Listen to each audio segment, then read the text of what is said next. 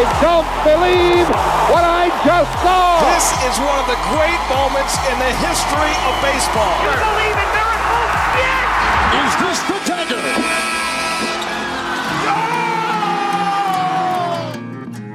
Hello and welcome to This Day in Sports, the podcast that takes a calendar date and revisits some of its sports history throughout the years. Our research is shoddy, our tone is irreverent, and our hosting leaves a lot to be desired. I'm Matt Kippen. I'm Mike Shera. And I'm Sandy Jobin Bevins. Thank you for clarifying. Yes. How are you guys feeling? Today's date of discussion is December 18th. December 18th. Yep. Cruising into the holidays. December 18th is our date. It's pretty good. There's actually quite a few good stories from December 18th and all sorts of a variety of sports. And I'm just going to kick one off. Please. Why not just jump right in and say in 1954, Maurice "Rocket" Richard became the first player in NHL history to score 400 career goals. It was his 16th goal of the season, and he scored it on the road versus Chicago. He retired in 1960 with 544 goals, a record that stood until 4 years later. A little-known guy named Gordie Howe broke that record. Never heard of him. No. Never heard of Gordie Howe? Gordie Howe, yeah. He was pretty good. Yeah? Played quite a long time. Wow. Including with the team called, most famously with the Hartford Whalers. Right. Oh, now that you say that, now Yeah. I remember, yeah. But wait, but this is about Maurice. Yeah. This is about, thank you for bringing it all the way Bring it back. all back. I went pretty far on a tangent for 3 seconds That's there. right. So Let's Maurice, rein it in, The Sandy. Rocket. Rocket Richard. Maurice Rocket Richard. And his brother, Henri. Yeah. The Pocket Rocket, right? right. Oh, is he the pocket? You know, early on, some fans are trying to get the nickname for Maurice Richard to be Le Comet. Really? Is that true? Trying Yeah. to get that to stick in. Didn't make it. It did not. People like alliteration. Even the French like Yeah. alliteration. Rocket Richard. Yeah, yeah. It's so perfect. I Rocket can't even is imagine better. it. Yeah. It's Comet doesn't quite work. Le Comet. Le Comet. Sorry. Comet. Sorry. Yeah. And so that's 544 goals. I mean, at that time was so few games in a season, really. I mean, It's only 50. yeah. That's quite a lot, quite That's, fast. it's an impressive number, yes. And the stare, very famous for his stare, his eyes, piercing eyes that would just scare the crap out of every opponent before the game even started. That's correct. You neither wanted to stop his goals or get a punch in the face from Maurice, the Rocket. No, have you ever Richard. seen the footage of when he was suspended in Montreal? Yes. It was almost like a riot. Riot, yeah, there was Yeah, basically because was he a got riot. suspended for hitting a guy in the head with a stick. Like he two-handed a guy. Whoa. And then he was suspended for a fair period of Yep. time. I can't remember the exact details, but it was an unpleasant scene in Montreal. They did not take that lightly. This is Le Comet? Yeah, Le Comet. Le Comet. Yeah, that's right. You go to the next facts. I'm going to find out how long he was suspended for. Okay. Because I remember being key. On December 18th, 1961, after becoming the first American woman to win 3 gold medals at a single Olympics, Wilma Rudolph was named the Associated Press Female Athlete of the Year for the second year in a row. She was nicknamed Skeeter by her high school track coach because she was as fast as a mosquito. She won gold in the women's 100 meters, 200 meters, and 4x100 meter relay in Rome. She set the world record with a 23.2 seconds time in the opening heat of the 200 meter event and was hailed at the time as the fastest woman in history. In 2004, she was immortalized on a 23-cent U.S. stamp as part of the Distinguished American Series. She died in 1994 at the age of only 54, but she was a member of the U.S. National Track and Field Hall of Fame, the U.S. Olympic Hall of Fame, and the Black Sports Hall of Fame. I was really glad to find this tidbit because I'm going to confess I don't know a lot about Wilma Rudolph and certainly didn't know how much she had accomplished. I'm more familiar with women's track and field athletes like Jackie Joyner, like FloJo, more recent ones, but I had not really heard much other than Wilma Rudolph's name. That's a pretty impressive record. Well, all the more impressive when you realize that she was sick as a child and had to walk with a brace on her leg. Yeah. Until she was like 11 or something. Pretty astonishing, right? Just amazing. Yeah. the inspiration for Forrest Gump. Really? No. No. So and her nickname, Skeeter. So we've got 2 nicknames going on here. Yeah. Rocket and Skeeter. Everyone who's going to be mentioned on the show today has to have a nickname. Oh, Well, fantastic. If they don't have one, we'll make one. Okay, she amazing athlete, no question. But Skeeter, like mosquitoes, not that fast. And yet that's why they called her that. Yeah. Elusive. Elusive or is a better persistent. term. Yeah. You know? And, Like elusive. If she was a professional tag player, more Mosquito appropriately would would be a be mosquito yeah. to be elusive. Listen, I wasn't there. I think I had heard. Now, I don't know this can't be right. I thought I had heard once that tag was an Olympic sport, and then it was not anymore. No, it's a rather unmemorable movie. Thank you. No, I think you might be right. I think we might have. That was the bullshit story they told in that book, that alternate history book, where like there was like the one that what's the one you got, the alternate history or the what ifs. Oh yeah. That was that the guy pretended that there was like a world of Olympic sports like that became huge because tug of war was a sport. And then he said, well, if that was an Olympic sport, why couldn't it be tag? Why couldn't it be all these things? Yeah. And because that's why. Thank you. I bet you got a fact. Oh, December 18th. You're the type. God, I wish I'd shown up today. December 18th, 1983. Back to hockey. Wayne Gretzky. Might have heard of this guy. He becomes the fastest player in NHL history to reach 100 points in a season, with 2 goals and 2 assists versus Winnipeg, reaching the milestone in just his 34th game of the season. And he finished that year with 205 points, just obliterating the previous record held by Phil Esposito by 53 points. Wow. That's amazing. Like, to beat the previous record by like 33% more points is pretty extraordinary. I think is that the season, if I remember correctly, that O'Henry had a contest. So you got the O'Henry chocolate bar, and you opened it up, and in the wrapper was a number of how many points Gretzky was going to get that season. Oh. No way. I think that's it. Yeah, and this is a real story. I'm not making that because I remember my brother would just go get these and it was like 173 or whatever it is. But I don't even know they would even guess over 200 points. It's so insane. If you got it at the time, like early in the season, and you opened yours and you got 205, you'd be like, no way, stupid. I'm never going to get this. But there's no way. I'm going to double check the facts again on that. But I remember that wrapper coming around with, and it had your number on it. You could guess to match how many points Gretzky got. Well, this is 1983, right? So this would be the 83-84 season where he had the 51 straight games with a point. That's amazing too. 51 straight games with a point. That's a the ridiculous, it's about 10 years of ridiculous with that guy. Yeah. So in those 51 games, he had 61 goals and 92 assists for 153 points. So stupid. In that streak. Wow. Do you remember that there was a point where if you were in a hockey draft, you couldn't draft Gretzky? Yeah. Oh. There was almost someone adopted this rule. Okay, well, you can't draft Gretzky, so your first pick was probably Lemieux or whatever it was, but you could not draft Gretzky because it was just so much better than every other player that most people just said, don't even worry about it. Because if you just got first pick, you'd win automatically. You should be able to pick like a portion of a season. Like I take first half Gretzky. That's interesting. Second half Gretzky's still out there. It's like taking Ohtani. You get him as a pitcher or a batter. Yeah. Instead, you get first half Gretzky or second half Gretzky. I'm going to go into one. Speaking of baseball, my own segue. 1973, December 18th, 1973. After winning 2 consecutive World Series with the A's, manager Dick Williams has grown tired of owner Charlie Finley's meddling and resigns immediately. New York Yankees owner George Steinbrenner hires him to manage the Yankees. Finley cried foul, saying that Williams owed him one more contractual season, and new AL president Lee MacPhail agreed, meaning Williams was out of work in New York, and the Yankees hired Bill Verdon as manager. Verdon was fired, so Steinbrenner could hire Billy Martin for the first time of about a million stints. Yeah. As Yankee manager, and Williams was named manager of the California Angels to start the 75 season. He never actually ever managed the Yankees. That's insane. Yeah. But Dick Williams, of course, we're talking about Billy Martin, very fiery guy too. Dick Williams is very fiery. Yep. He went, I remember when he was managing the Expos, and this is something we sometimes talk about, which is, of course, the fact maybe nobody else cares about. Yeah. But he came up with this term, King of the Mountain Syndrome. And he made this thing up because he called Steve Rogers. He said Steve Rogers has King of the Mountain Syndrome, which means, in his mind, he's been a good pitcher on a bad team for so long that he can't step up and be great. He can just be good enough to be king of a shitty team. So like kind of like big fish, small pond. And that obviously pissed off a lot of the Expos. Yeah. And but when he gave up the home run to Monday, on Blue Monday, he was like, there you go. Like, he can't step up and do this. Yeah, Dick Williams wore out his welcome a lot as a manager too, it appears. Sure. Like a couple of years, like teams would bring him in to kind of like when they felt the team was a little lackadaisical. Yeah.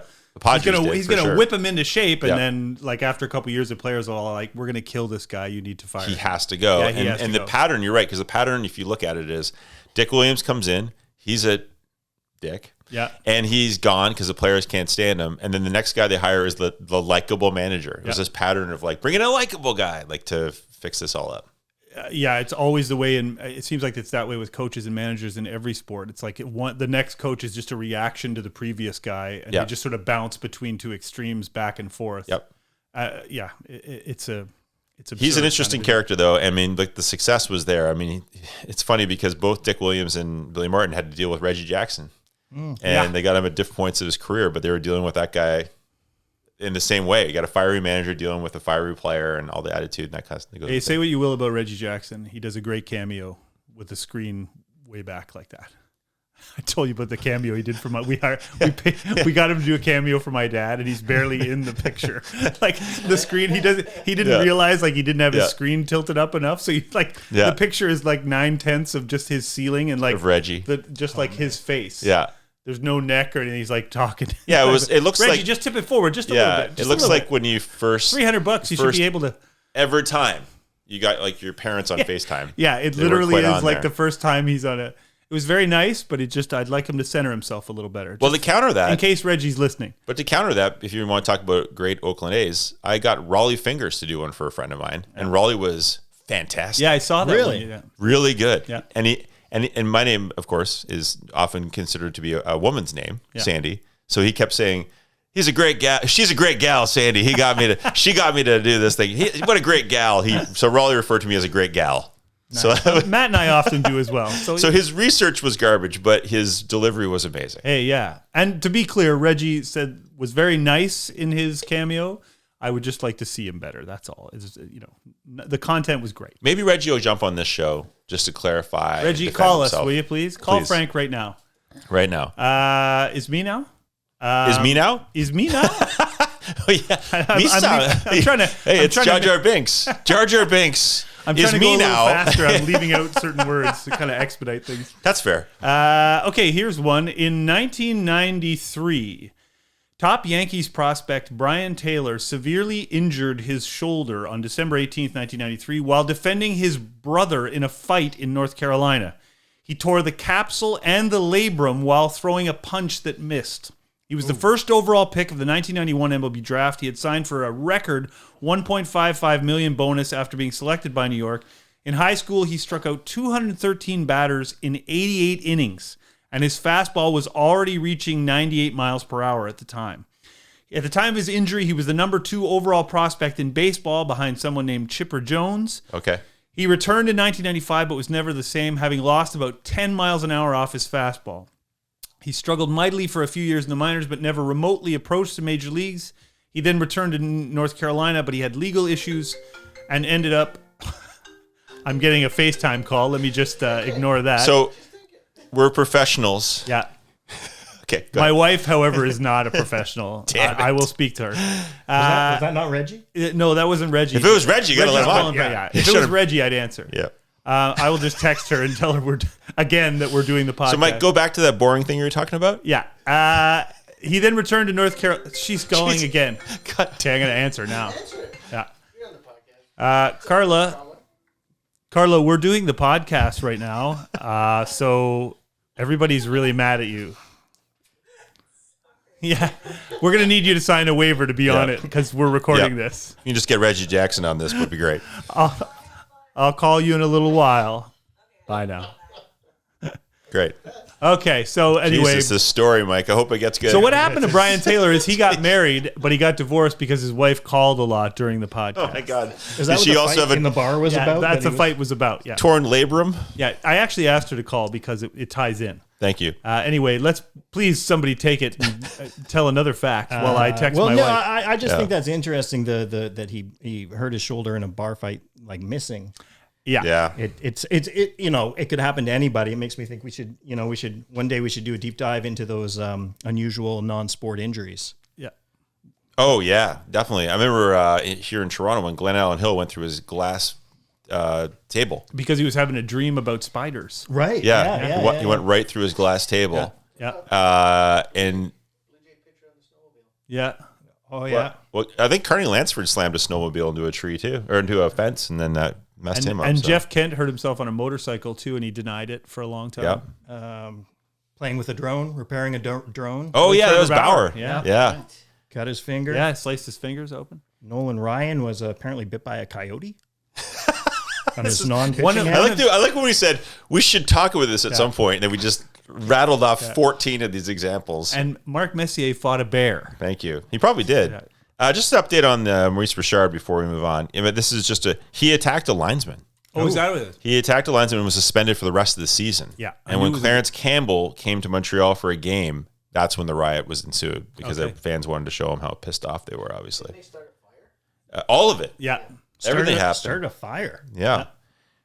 Matt, what do you got? Oh, okay.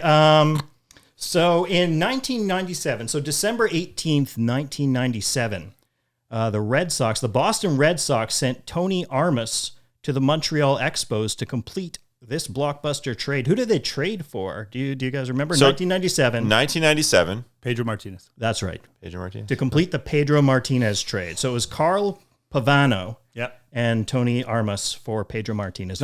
Tony Armas Jr., to be clear, too. Sorry. His dad played the majors. Tony Armas Jr. was a pitcher.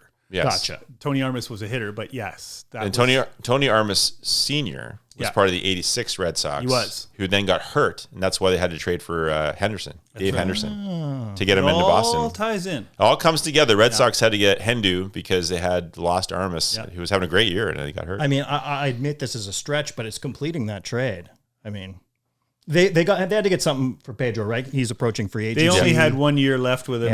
Yeah. So Montreal signed him, and you could say it worked out. Boston signed him. Yeah, Boston signed him. Yeah, and you could say it worked out and for Boston. You could make an argument that the 5 or 6 years he pitched in Boston, those first 4 or 5 years, were the best string by any pitcher ever. Like they're pretty in comparison to the rest of the league. I think at 1 year his ERA plus is over 200. Like he's more than twice as good as the average pitcher in the major leagues.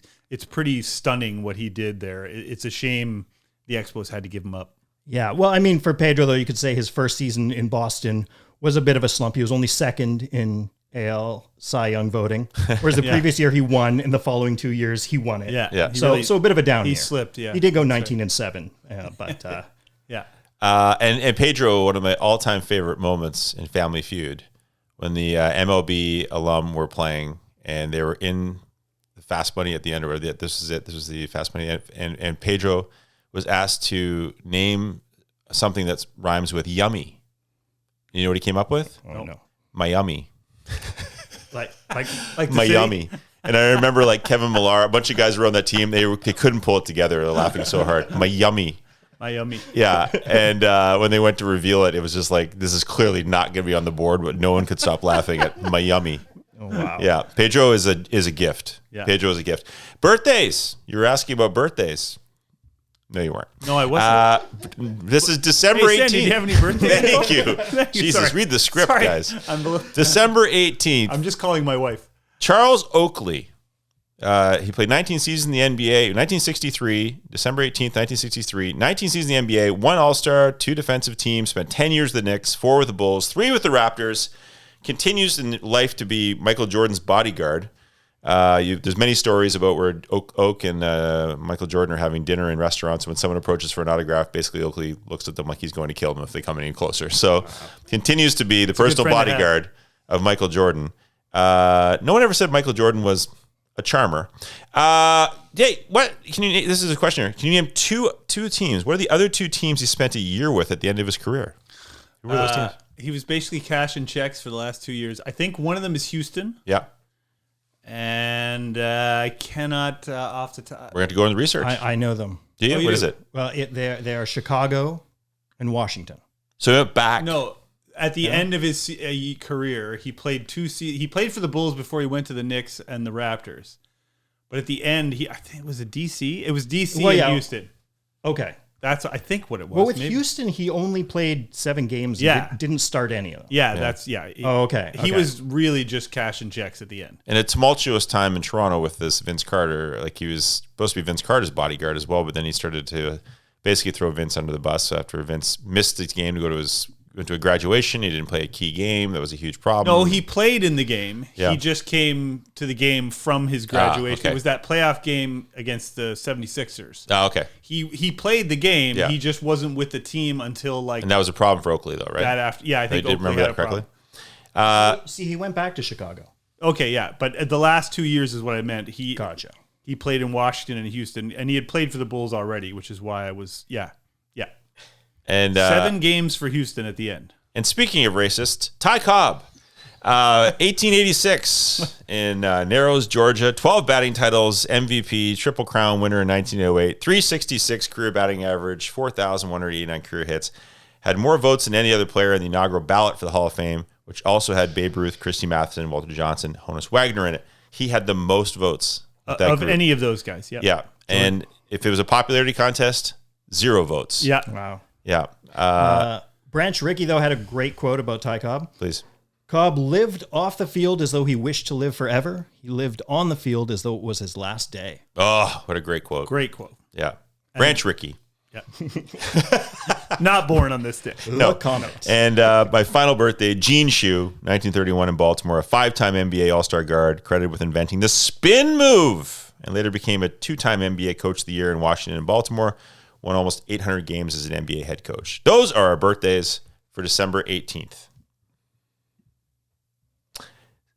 Do you want to continue the podcast? I actually thought you were signing us off there. I was like, Well, are we done? there we go. No. Those are This birthday's the today. Let's do the marriages. We got a couple marriages Oh, here. okay. Go ahead, Kip. All right. 1983, Hulk Hogan married Linda Claridge. Yes. They divorced in 2009 after raising 2 kids. Now, is that the woman he's married to as he's watching people have sex from a closet? Okay. All right. Right? Oh, wow. That was We the whole... should have ended it. Moving With on. birthdays. But that's why he was on trial. No, I know. Guys, he won a lot of money. Gawker. Because Gawker put the he was watching his wife have sex with other men in from his closet apparently, and now we're gonna get sued now too. Yeah. So there we go. Good night, everybody. Great Hulk. We have no money. Yeah. In 2020, golfer Nick Faldo married Linda DeMarco. It was his 4th wedding. Because the previous 3, he watched his wives have sex. In a closet. Nick Faldo from his closet. 4th wedding is a. He was having sex with Hulk Hogan, I think. Oh God, this Okay, is going come on. all wrong. If everyone sues us, Listen, we will have nothing. I'm just telling you what I heard. The correct answer was it was a triple bogey. It's Hello. It says on the internet. Matt, grab your shoes, get the hell out of here. Be a short walk. I'll be in the closet. No, yeah, it's a good idea. Matt, you jump in the closet. Frank, get over here. And they were never seen again. You gotta have a good closet though. You gotta have the slats, right? You have to have the slats closet. You can't have a normal closet. If you have a closet, what the point is? Why What's are you the bringing point? Glenn Sather into this? No, not because. What I'm saying is, He doesn't watch people from the if closet. you are in a sexual relationship with someone, Okay. and they have a closet with slats, someone's in that closet watching you do your thing. So do not have sex with someone if you're in a room with a slatted closet. So you're saying every time you have sex with someone, you have to go check their closet first? Yeah. If Okay, it's just- just quickly. This is going to happen. What are the doors like in your closet? The person says slatted. Go home. Okay. Don't do it. Or take them to your house. Yeah. Let me the just car. change the door. I think this is a great time to bring up the sponsor for today's show. Great. Today's sponsor. Slatted closets. Wait. Before we do the sponsor and go into the draft, I want to do the Kobe Bryant one. Oh, yeah. Okay. Okay. On December the 18th in 2017, the LA Lakers immortalized Kobe Bryant by retiring both his number 8 and his number 24 jerseys to the rafters at the Staples Center. The Mamba became the first and only NBA player to have 2 jersey numbers retired by the same team. He changed from number 8 to number 24 midway through his career. When he started playing for LA in 1996, of course, he couldn't have number 24 because the legendary George McLeod was wearing 24, and Wow. you don't want to step on his toes, No. obviously. He later changed because he felt it found a newfound attitude and maturity, so he switched to 24 later on. Bryant won 3 NBA titles wearing number 8 and 2 wearing 24. He was an 8-time All-Star wearing number 8 and a 10-time All-Star wearing number 24.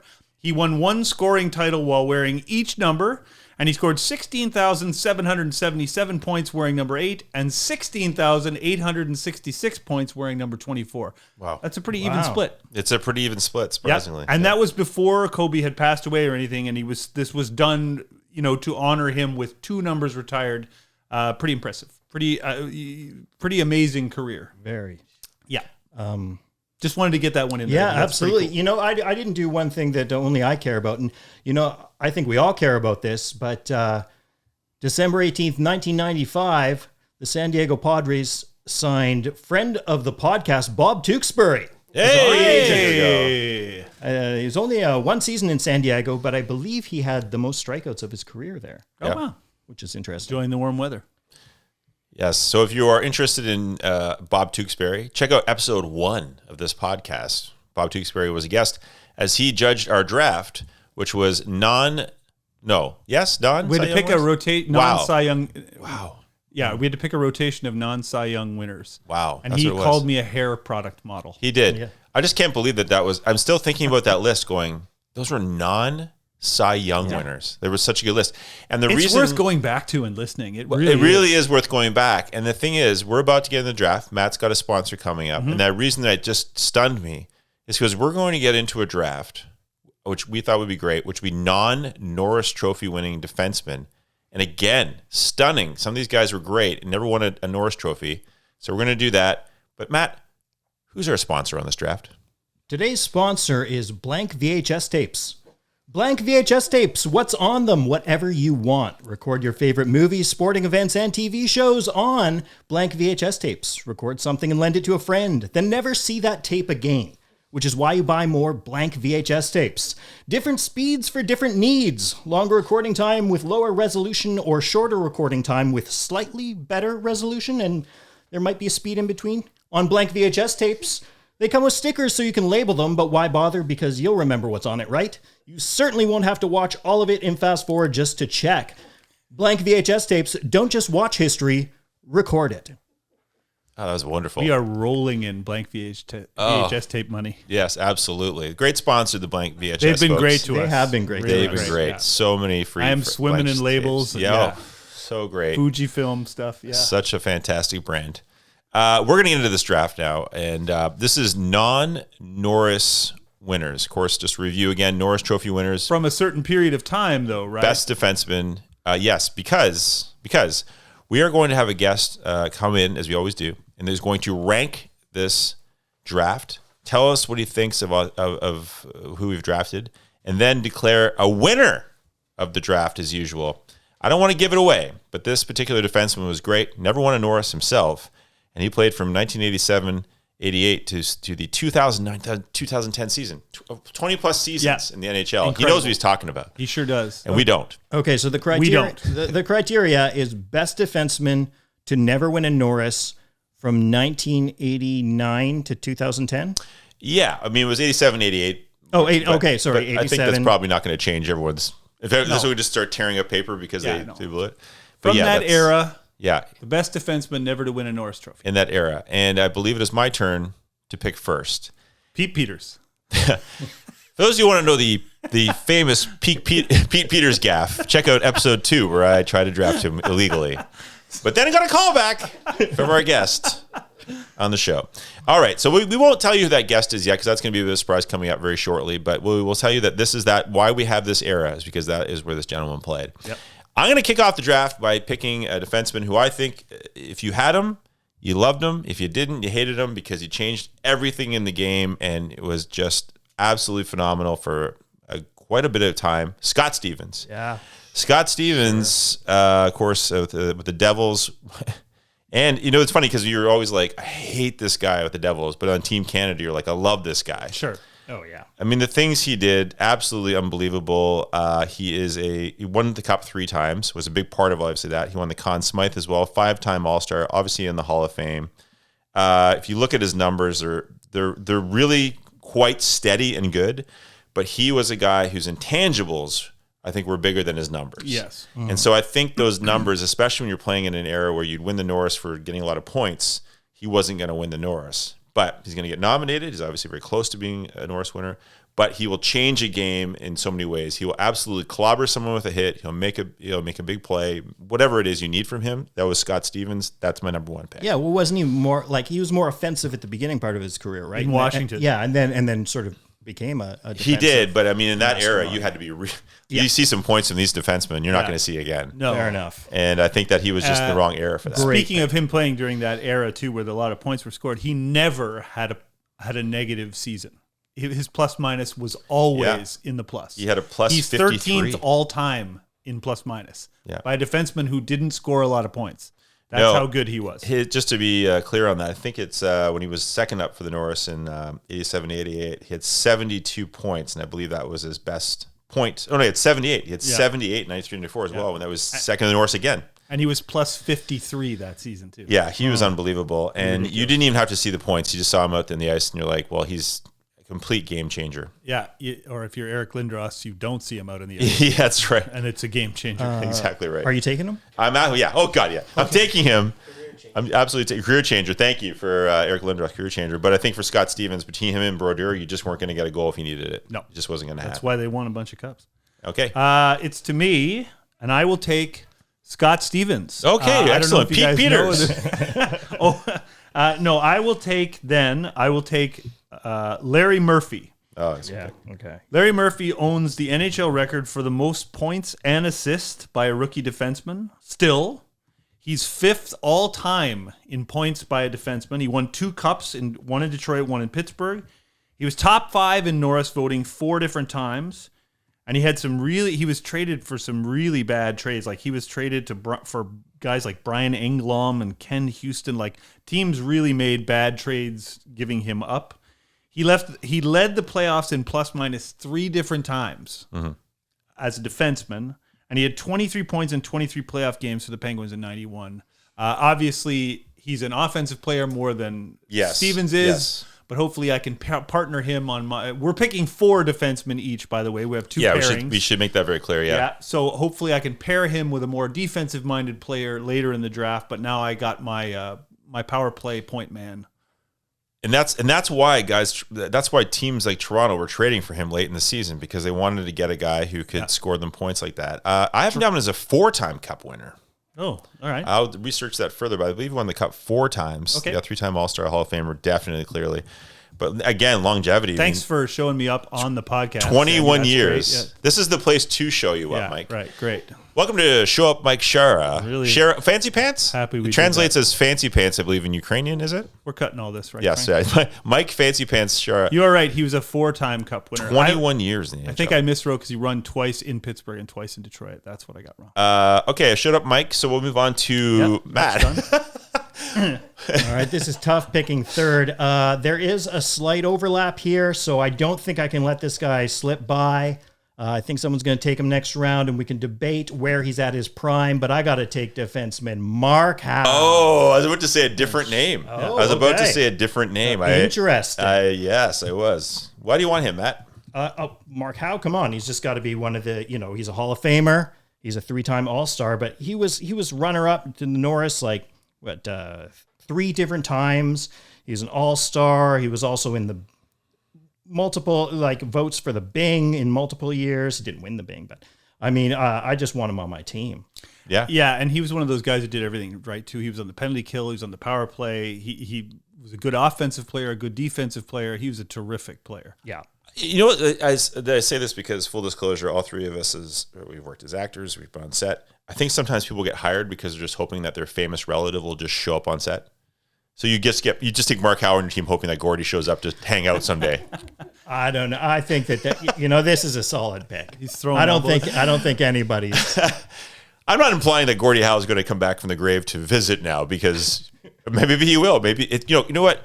We're getting close to the holidays now. Maybe like the Christmas Carol, Gordie Howe's ghost will come to you at night, Matt. But we'll not see. because of this pick. Matt didn't pick Marty Howe, who is Gordy's other less successful. He went from Mark Howe to Marty Howe. I just want to highlight that Matt's, to my somewhat weird thing that this might be like Christmas Carol, Matt, and Mark Howe's ghost is going to come. Matt's response just quietly was, "We'll see." We'll see how this all goes. It is December 18th. I guess I'm more on target than I thought it was. I wasn't really shooting for that. Scrooge McKippin. All right, well, you're going to take the guy you thought I was I gonna will. take. I absolutely will. This is because, full disclosure again, Matt and I spent a lot of time in Winnipeg. Yeah, Got to okay. take Phil Housley. I knew Going this was Phil coming. Housley. Yeah. I thought you might. I was about to say Phil Housley. It was between those two. You're picking my pocket here. But the thing about Phil, such a fantastic player, but not super defensive. No, so he matches well with Stevens for him. Exactly. That's a good point. Exactly. That's a very good point. But so many of those like passes to Solani, breaking him, Yeah. like setting him free. A lot of assists, obviously, for that for exact reason. But He also has the most points by any defenseman who didn't win a Norris Trophy ever. that's and another 21 years, another longevity, and this is going to be perfectly setting up how we're going to bring in our guest who's going to decide this. That the longevity of that career is crazy. I mean, we remember when we got him in Toronto, and then that was it. Yeah. That was the end of his career. That really was, and fast. But yeah, again, I mean, you can't deny it. Hall of He had Famer, obviously. 97 points one season. Which is a different era, But yes. still, yeah. But as you And said- was still minus 14. Again, Which is also not a easy. different era. Yeah, totally. His final year in Winnipeg, 97 points. Now that's 92-93, Matt, which of course is that the year you're alluding to, or is that the Solani, yeah. Is that the Solani season? Yeah, that's it. That's Solani's 76-goal season. Yep. So there's where His you're going to get a lot of rookie those. season, Solani. Yeah, and that's where you're going to get a lot of those points. Obviously, It was hard. It was hard not taking Phil Housley, but took Mark Howe, and I feel good about it. You took Mark Howe? all right. Over to Mike. Okay, first of all, has anyone taken Scott Stevens? Yes, he's long gone. All right. Then I'm going to pick your Winnipeg pocket again, and I'm going to take Teppo Numminen. Whoa. Okay. He had 15 seasons in the NHL with Winnipeg and Phoenix. He got Norris votes in 4 of those seasons. He played in 3 All-Star games. Never more than 36 penalty minutes in a season. In 15 years as a defenseman in the NHL. That's a guy who's not reaching. That's a really good defensive player. He returned at age 40 after open heart surgery and played 57 games in the season at 41 for Buffalo. I remember that. After open heart surgery, that's a guy who can be on my tough team. Yep. He played 82 games 3 seasons in a row. He averaged over 17 minutes a game in his final year after heart surgery. And he was a hell of a second-round pick by Winnipeg. Not too bad, eh? He Not played too bad. For both Winnipeg and Phoenix for a considerable amount of time. Yep. Class guy. He's my guy. Oh, definitely a class guy, and has that great song. Numminen, saw you so skating across the blue line. That was a guys Winnipeg in Jets album hit. Taking old Street Heart song and putting Teppo Numminen words I can in there. feel people turning their systems off right now. Their they're systems. going Such a good more song. Turning their Winnipeg systems stuff. off. And by systems, you mean life support. Whatever. Yeah. Yes. They're like, oh, more Winnipeg stuff. Great. Yeah, I'm going to just I'm end just it going now. to take my headphones off. Kip Matt, it. what do you got? All right, I got a defenseman. Well, that's a great idea because these are all defense. Yeah, that's great because that's Yeah. what we had in mind. Way to go, man. Sergei Gonchar. Oh, yeah. Sure. Sergei Gonchar. What can we say about him? Listen to this. So in our time frame that we're overlapping here, this is how he finished in the Norris voting. Not consecutively, but he had these finishes: 4th place, 4th place, 4th place, 5th place, 6th place, 7th, 9th, 9th, 9th, 14th, 18th. Like just consistency, just always there. Yeah. Here's a question. How do you finish 56th in Lady Bing voting? I've got him here. Oh yeah, that's right. 2012, 13. That's a guy you want. 50. One of the 60 most gentlemanly players in the league. Sounds like maybe they're making a point there. Yeah. It really is. He called the linesman an asshole 5 times. That guy is a top 60 gentleman. right there. Top 60 gentlemen. That's an excellent way to strive right there. Sportsman-like. All right. Well, we're picking up a little steam here, and I'm going to go with Gary Suter. Gary Suter is where I'm going next. This is going to be my third. I'm going to easily win this draft, by the way. Nope. Okay. Obviously, super hot off the top in Calgary. All those great years in the late 80s into the early 90s in Calgary. He won the Calder, Rookie of the Year, 85, 86. And solid all around. Didn't really get nominated for Norris, really, because he's 8th and 7th a few seasons. Third once, actually, I should say, again, 87, 88. The point totals, again, it's a different era. I mean, he had 91 points one season, plus 39, but very hot off the top. And then he had like a little bit of a flourish at the end there when he was in San Jose, but so solid. And I just can't believe, when I see this again, 17 years in the NHL, like a defenseman in the NHL you're getting rocked all the time. There's all sorts of Played heavy minutes too, right? I mean, he played 82 games, but he played every game of the 96-97 season. I do remember him having injuries off and on, especially towards the end of the career, but an incredible player to get at third pick, I'd say. Yep, that's a good one. So I have my offensive-defensive pairing for the first line, so I'm going to go with a defensive player here. I'm going to take Brad McCrimmon. Brad McCrimmon. Yeah. Remember him. Okay. He is a career plus 448. That is 7th all-time by a defenseman. 10th all-time period. In the history of the NHL, he is 10th in plus-minus rating. He got Norris votes in 88 and 89 with Calgary. He was a top 6 in both years. He only an All-Star once. He won the Stanley Cup in 89. But he has a career plus 35 in the playoffs, too. So clearly, if you want to talk about guys who you don't score when they're on the ice, which, as I understand it, is the point of a defenseman, that's my guy. So that's my defensive stalwart for my second line. That's a great choice. Yeah, I mean, you could argue that, some offensive output can help your team too, but, by the name defenseman. 10th all-time in plus-minus. Fantastic. I didn't have him on my list. I'm just getting caught up again on his old numbers, but yeah, it's a solid choice. Man, these are okay. You rattled me. Yeah, I wasn't ready for that one. But no, I know. Great. I figured. Yeah. Well, we've had a couple guys who played for Hartford, which I like to see that already, and not on your team, but we had Howe and we have McCrimmon. That allows me to go double Sergei.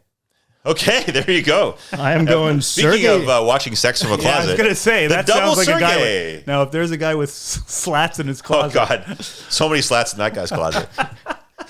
Slats in his closet, Zubov. Sergei Zubov. Yep. Okay, so again, his Norris finishes were like 3, 4, 8, 8th, 9th, 9th, 9th, 12th, 13th, 13th, 17th. He's just always in there. He's so consistent. 16 seasons in the NHL, and in 15 of them, he scored 30-plus points. That's pretty good. Absolutely. He would have been my next pick. Yeah. I have to say, yeah. Won the Cup a couple times in the Hall of Fame, obviously. Wouldn't have been a double Sergei for you, but... I'm glad I set up the double Sergei for you. You just want one Sergei. Now At least per night. Thank you. Yeah. I'm debating, this is my final pick, and I've been debating between a couple of guys, not sure which way I want to go. Man, this is a tough one, actually. Yeah. This is actually when it gets down to like maybe personal choice, personal preference. I'm looking at this research here, and I'm going to go Steve Duchesne.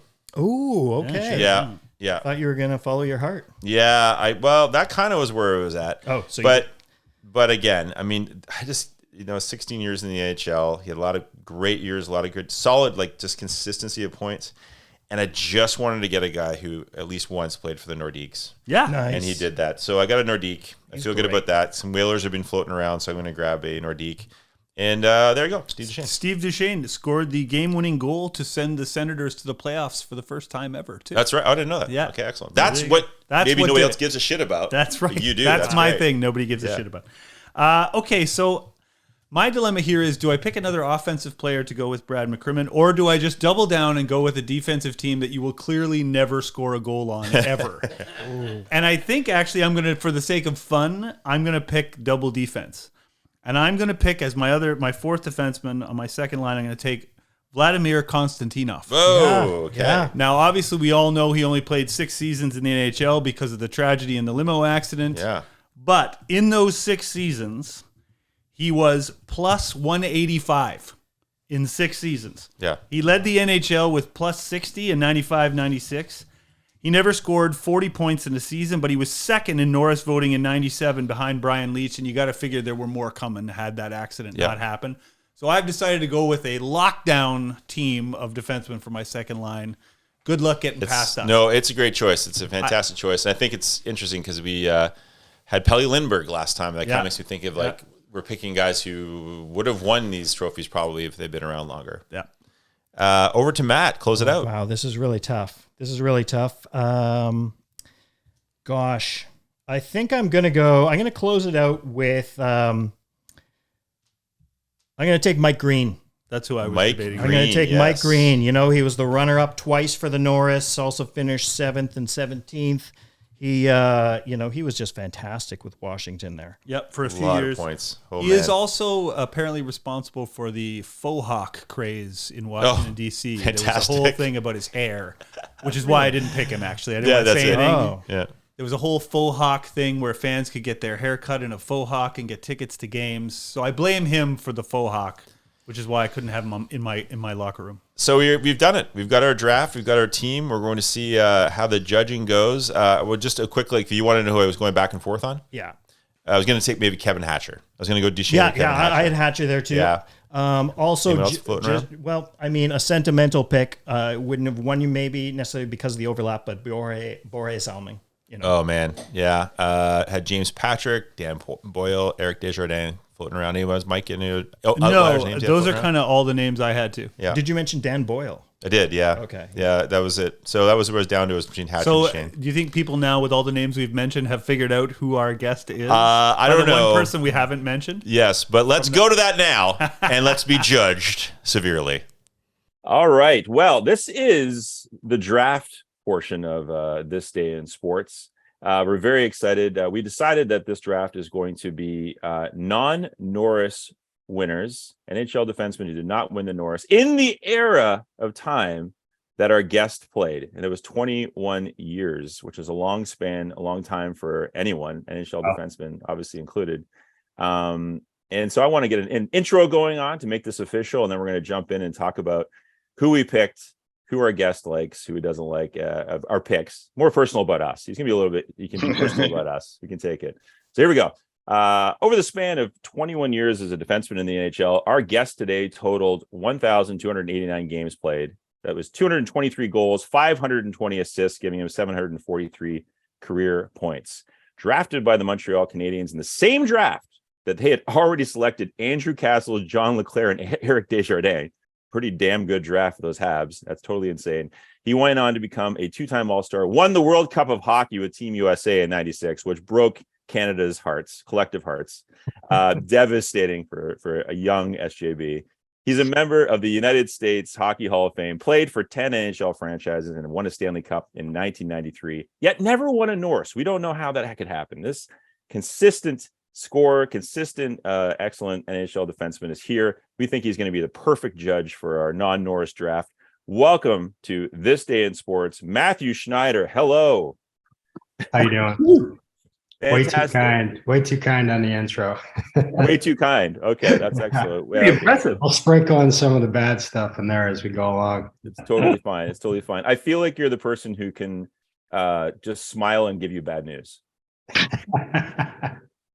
Oh, I got to start off by saying there's only going to be different degrees of how good these guys are, because I'm not going to go on the negative side. I don't want to run into them all one day. No, that's understandable. Yeah, absolutely true. You know, there's this whole. I'm sure there's a defenseman club, a defenseman alumni club, and you don't want to mess with that. We totally understand that. We did have the parameters of the years that you played, so we stayed within that 21-year parameter. And if I don't have it in front of me right away, but it was 89, 90 was your first year you joined the NHL. That was my first full year. Yeah, I played a couple games in '87.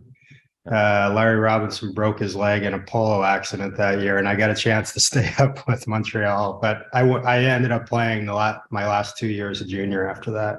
Right. And then you retired in what do I have here? What's your retirement year? Too late.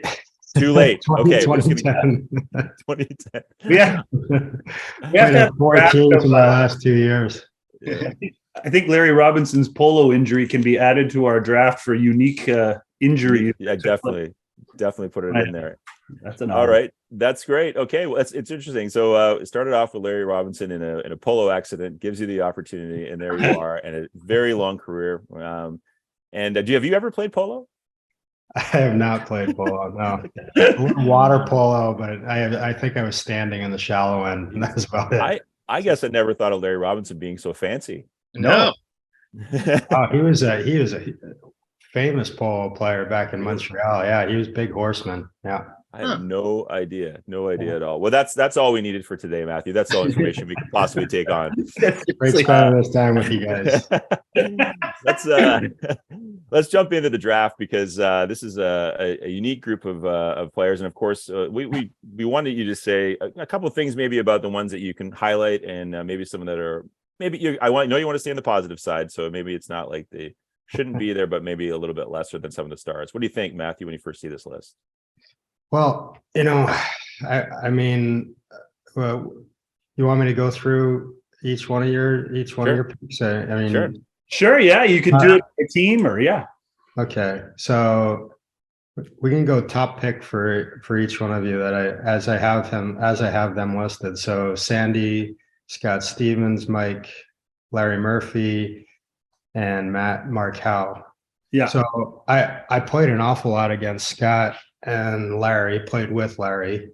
Mark, I didn't know as much. I didn't know as well. I remember going to watch him when I was a kid, but I don't even know if I would have played against him maybe a couple times in the NHL. But obviously, all three of those guys definitely top picks, no question. Right, and, different type players. Murph just I played with him in Toronto when he got booed out of Toronto. Yes, he did.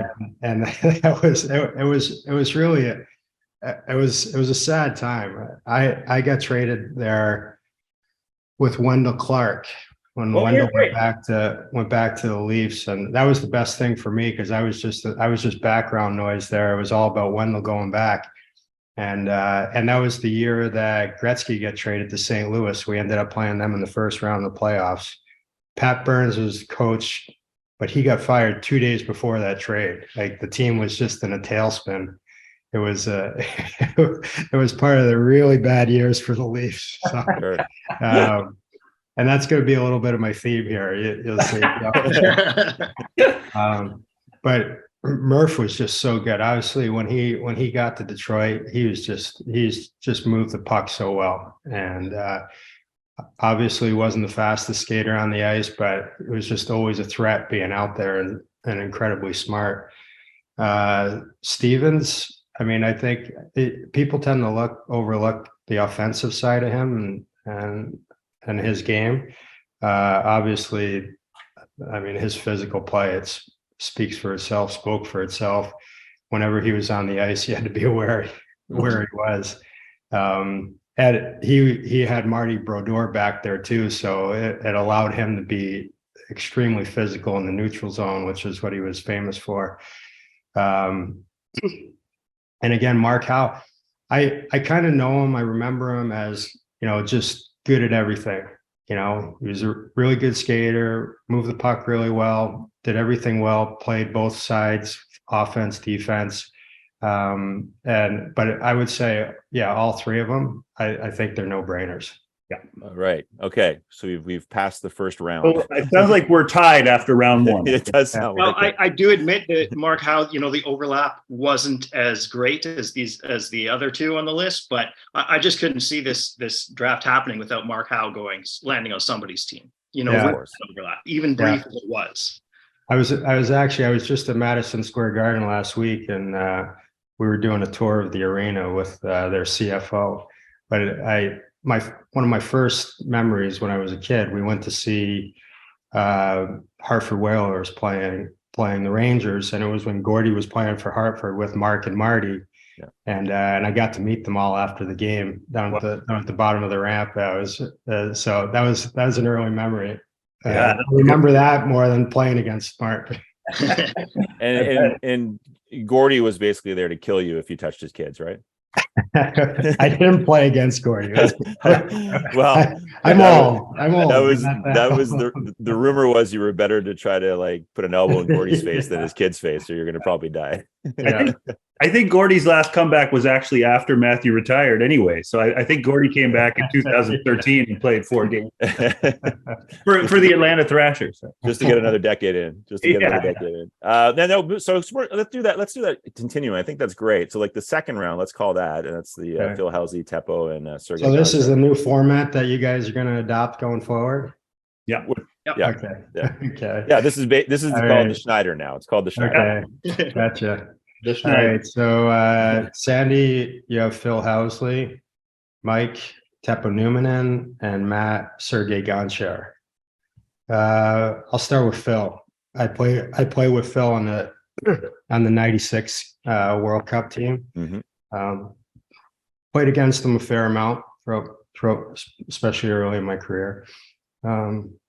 But all offense, right? That's you knew what you were getting from Phil. He was just a great skater, always a threat on the ice. He might have been ahead of his time in that sense, or a guy that's just always up the ice, right? But I mean, you can't argue with his numbers. His numbers are there for sure. And yeah, 100%. Teppo's a guy that I didn't see as much.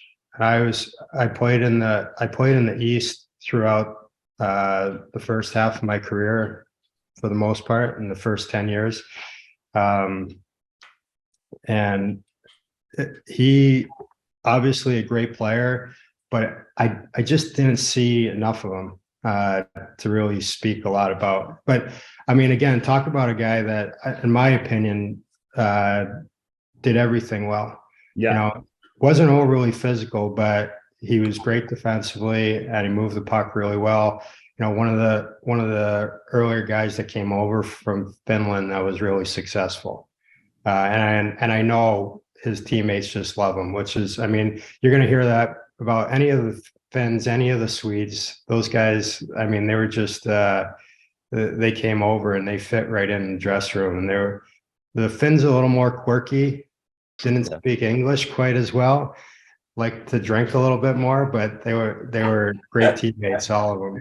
Well, full disclosure, Schneids, me and Matt were in Winnipeg going to university in the early 90s. So we had a lot of Solani and Teppo Numminen, and we had Phil Housley. So we're Jets. We have some Jets background for sure. Yeah. I played against Phil a lot when he was in Buffalo earlier in my career, and not so much. Yeah. Great guy, super guy. And then Gonchar, absolutely. Again, I mean, another guy that just, he was he played on some really good teams in Wash, but he was always a threat on the ice to score, no question about it, and played defense really well as well. He was just he was a great all around defenseman for sure. And I mean, if Ovi came in the league earlier, he might have had a lot bigger numbers too. You know, no kidding. Yeah. We'll get to Matt Green later. Okay. Let's move through on the list that you have there. And you know, we have Gary Suter there, we have McCrimmon, and we have Zubov in this round. And what do you think of those three? So Zubov, I thought Zubov was in. He's not in the Hall. For some reason, I thought he was in. Well, no, this is Norris. He never won a Norris. He never won a Norris. Oh, okay. Oh, shoot. Because Mark Howe is in. Everything. We got to start over. Okay, let's go again. Here, over the span of 21 years as a defenseman in the NHL, our guest today. We're actually Zuby. I mean, this. So, you know, when I think about him, he was like an Adam Oates or Craig Janney as a defenseman. He didn't have a great shot. He wasn't a threat to score so much from the blue line, but he was probably one of the few defensemen that I could say, you know, he was just dishing. He was dishing, setting guys up, you know, that for empty net tap-ins, and I mean, his skating ability got him up the ice, no question about it. But he was just an incredible passer. Yeah. And so. And he's the only one on the list that I would say I was like that. Or I'm thinking back, maybe a guy like Brian Leach. Brian Leach, similar too. Yeah, Leach, he had a really good snapshot. I think his slapper, and this is the one guy I might be able to rip a little bit because he's a buddy of mine. I don't think his slapper could break a pane of glass, but he had a great wrist shot. And again, he was a guy that was. But Leachy was really his skating ability, and he was kind of like uncanny, you know, behind the back, no looks, things like that. And you know, obviously playing against the two of them was very difficult. But Zuby was just a great disher. Yeah. And of course, Leach did get a Norris. He did get a Norris Trophy. So yeah. Qualify here. So you scratch him off the list, right? Scratch him off the list. Yeah, he's gone. McCrimmon. McCrimmon's another guy that I didn't know that well. I mean, he was a physical guy. I just didn't play against him that much. Didn't know him that well to say one way or another whether he's in that discussion as a Norris. I imagine, he must have had some big years that would have put him in the conversation.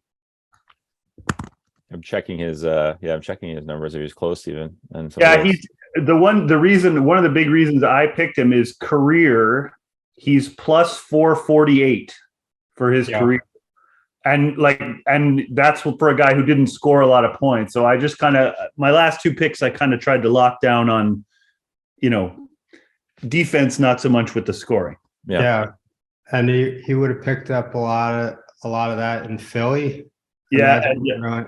And Calgary too, right? Yeah. Yeah. I mean, because it's funny when you talk about these guys in different years, and a lot of it does. I kind of alluded to it earlier. The team that you're on, when if I look back over my career, I was playing in Montreal early. We had some really good teams, had some really good years, and then I end up on the Islanders. We were horrible. It's difficult to stand out on when you're playing on a team that's not making the playoffs or that's not in the hunt. And when I got to the Leafs, team was just in a tailspin and kept going that way for years. And even when I got to the Rangers, I mean, we had some great players, and I'm always going to pin those 2 years on John Muckler because he was just not a great coach. And we had some great players. We should have been in the playoffs, but we just weren't. We were always just kind of right there. And it was difficult. I know I was always battling with him, but so was everybody else. And when you look over the course of my career, when you're on really good teams, everybody looks good, and it makes things a lot easier, Well, that's when you look at your numbers, I think your most points you scored was with the Red Wings when they were scoring a lot of goals. So it's definitely going to elevate. And that's the era you were in where so many defensemen were just scoring. There was a ton of points. Yeah. We're back to it again, which is great. So Gary Suter, he was another guy that was just really good at everything. I always an amazing guy, but he had a really good shot, great skater, moved the puck out of his zone really well, and played on some great teams. And any given year, he should have been in the mix. I'm sure he was in the mix in a lot of years, but he was, and he was mean. He had that shape to him too. He'd take your head off if he wanted to on a given day. Well, he was he won Rookie of the Year. He won the Calder. Won himself a cup. I'm just looking at he was definitely in the running for a Norris. He finished third in '88. He got votes in other years too. He was in it a few times. Yeah. Yep. 17-year career. Yeah. Not too shabby. So it sounds to me like we're still tied going into the final round here, Matt. You keep everybody in suspense. So I have to pick a winner at the end of this. That's the idea, and either that or we'll fight. Not a problem. I think we're getting there. Only one of us is sensitive. I won't tell you who it is. One of us is sensitive. The other two can take it. All right. So Sandy Duchesne, Steve Duchesne, Mike Vladimir Konstantinov, and Mike Green. Different players. Duchesne was a great player. I think he would have definitely been hurt by the fact that there were so many great defensemen when he was having his great years, for sure. But he was an awesome skater. He was a threat for sure on the offense, and great teammate. I never played with him, but I've heard unbelievable things about him. Everybody that played with him absolutely loved him. Mike Green, he had one of the best offensive years there. He scored. What did he score? Did he score 31? He was 30. I know he had 30. Yeah. I remember that one year. If that doesn't put you right there, in discussion. I don't know what does. I mean, 20 was always a big number for a defenseman, but to hit 30, regardless of who you're playing with. And that's what when I look at these guys too, I think if you look at, and I've always thought this, because sometimes when you're playing on a great team or a great power play, even, right, as a defenseman, you can just collect a lot of points by just kind of dishing to the side. Think about the Sedin twins or Matt Sundin in Toronto, things like that. Brett Hull in St. Louis back in the day, or even in Detroit for a bunch of years. But you can rack up a lot of points that way. But to actually be a threat to score, and if you look at defensemen's goals to games ratio, I think that should become, that's a big indicator to me that, on the offense, on the offense specifically. But I think Greeny, 30 goals, definitely deserves to be in the conversation for sure. Konstantinov, he was just tough. He was just really tough. And there's a theme there on Mike's team. Toughness. Yeah, he had a tough team. I could throw Lyle Oline in the mix there. Yeah, nice. Odie is great friend. He was one of my best friends, especially early in my career. One of the things about Odie that I thought was, just incredible, was how he developed he became two-way defenseman. I know he had a couple 40-point seasons, at least one or two for sure. I think played on some great teams, but he fought all the big guys. He was another guy that could easily be on the list. And Mike, I think you were close to Kevin Hatcher, right? Wasn't that one of your guys that would have fit your team? He was up there. Yeah, he was somebody I debated about for my last pick. I just found, by the way, because we just talked about these two guys, Steve Duchesne and Brad McCrimmon. In '89, those two guys finished 5th and 6th in the Norris voting, which, is really good. The 4 guys that finished ahead of them, Ray Bourque, Al McInnes, Paul Coffey, and Chris Chelios. So, Matthew, you were talking about how hard it was for Duchesne at that time, that he got kind of overlooked. Well, there you have it. That's 4 of the greatest ever. Oh, those guys are a little overrated, those 4 that you listed. Oh, is that right? Oh, is that how you feel? Yeah, the media like to pump those guys up, Where were the results?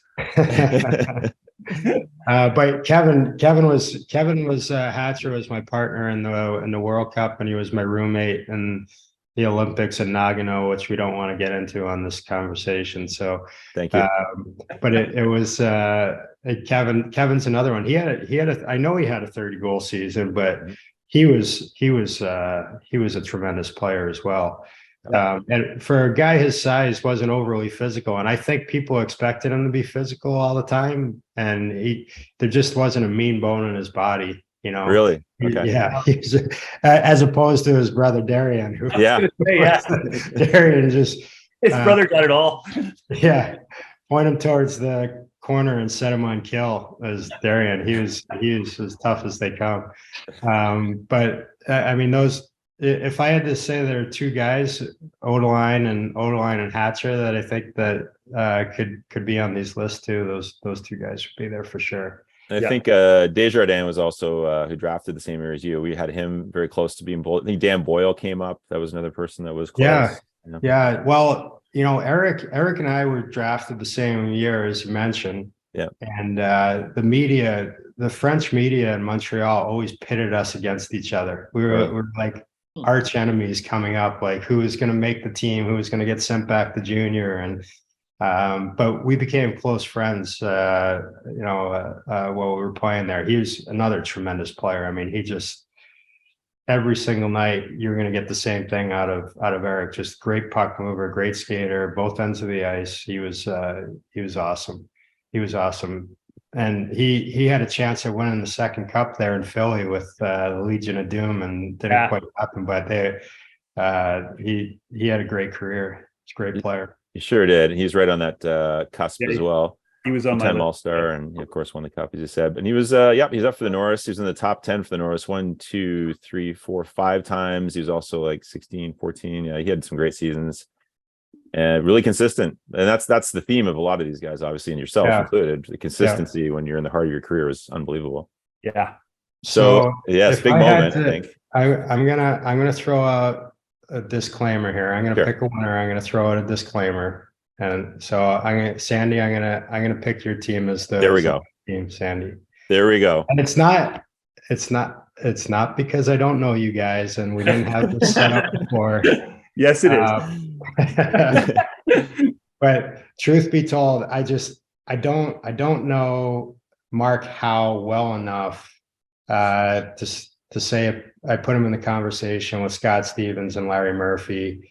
I go to the same with like Teppo Numminen versus Phil Housley or Gonchar even. I mean, Gonchar I know more. That's not fair. I shouldn't say that.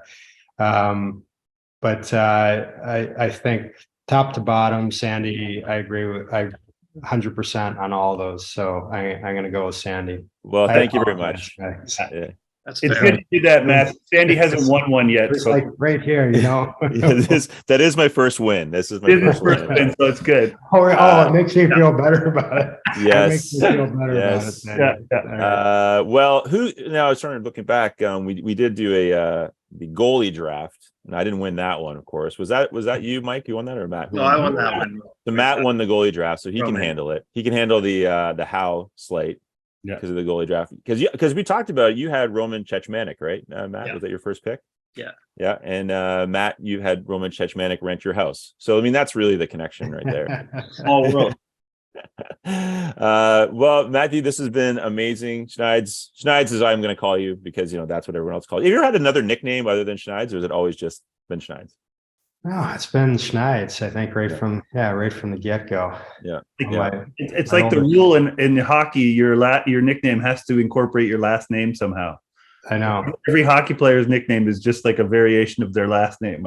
It's not the same in other sports, though, is it? Oh, no. Yeah, I know. It is. It has to be a Canadian thing, then, I imagine, right? I feel like it is. I do feel like it is. I mean, yeah, you don't like baseball is full of these nicknames that are way out there. Basketball too, football a little, but yeah, hockey tends to be a variation of the last name. Once in a while, But you just have an S on it, like you call Gary Suter Suits. Like everything, you just abbreviate it, throw an S on the end. It's it wouldn't be like, "Hey, Suits, you're Zippy," right?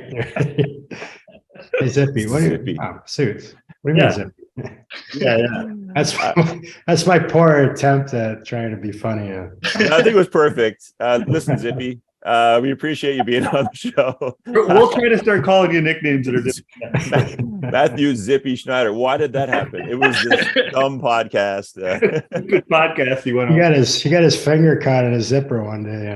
That's what it was. Thank you. That's exactly the story.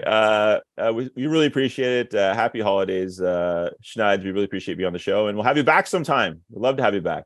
Thanks. Anytime, guys. Appreciate it. Thanks, Matthew. Pleasure. Bye-bye. Take care. All right. Well, okay. We survived it. 46 minutes. We survived it. We made it back from our severe judging. That was this day in sports. December 18th. Mike's taking his cones off. I thought you were done. No. There's always a wrap up after this.